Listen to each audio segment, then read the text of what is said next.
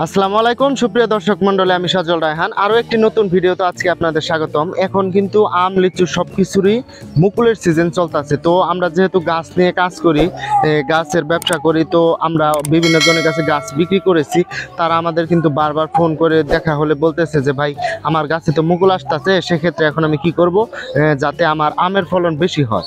তো আপনার গাছে এখন মুকুল আসলে আপনি কি করবেন সেই সম্পর্কিত ভিডিও কিন্তু আজকে এই সম্পূর্ণ ভিডিও দেখে আমাদের সাথেই থাকুন। এই আমার পাশে দেখতে পাচ্ছেন এই যে একটি আম গাছ, এটির মুকুল যদি আমি কাছ থেকে দেখাই, দেখুন এইটির মুকুল কিন্তু আস্তে আস্তে ফুটতেছে। আপনাদের কাছে যদি এরকম মুকুল আসে তো আপনারা এই রকম গাছে কি করবেন, ছত্রাকনাশক স্প্রে করবেন।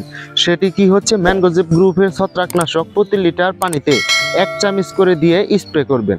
আবারও ভালো করে শুনুন, প্রতি লিটার পানিতে 1 চামচ লিকুইড যদি হয় সেক্ষেত্রে আপনার বোতলের গায়ে লেখা থাকবে, আর আপনার ছত্রাকনাশকটি যদি পাউডার আকৃতির হয় তাহলে প্রতি লিটারে 1 চামচ ভালো করে মিশিয়ে স্প্রে করবেন। প্রথমে কখন, এই যে এখানে যদি আমি আরও একটি মুকুল দেখাই, এই মুকুলটি দেখতে পাচ্ছেন, মুকুলটি যখন আপনার অফুটন্ত থাকবে তখন তো অফুটন্ত মুকুলে ছত্রাকনাশক স্প্রে করবেন, এবং তারপরে আবার যখন আপনার এই মুকুলটি ফুটবে এবং আমগুলো মটর দানার সমান সমান হবে তখন আরেকবার ছত্রাকনাশক সাথে একটু পরিমাণে বিষ মিশিয়ে স্প্রে করবেন।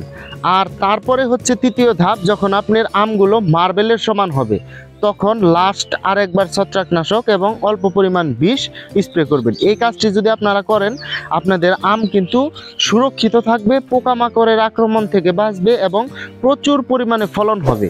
এই ধরনের ভিডিও পেতে আমাদের সাথেই থাকুন, আমাদের ইউটিউব চ্যানেলটি সাবস্ক্রাইব করে আমাদের সাথেই থাকুন। ধন্যবাদ।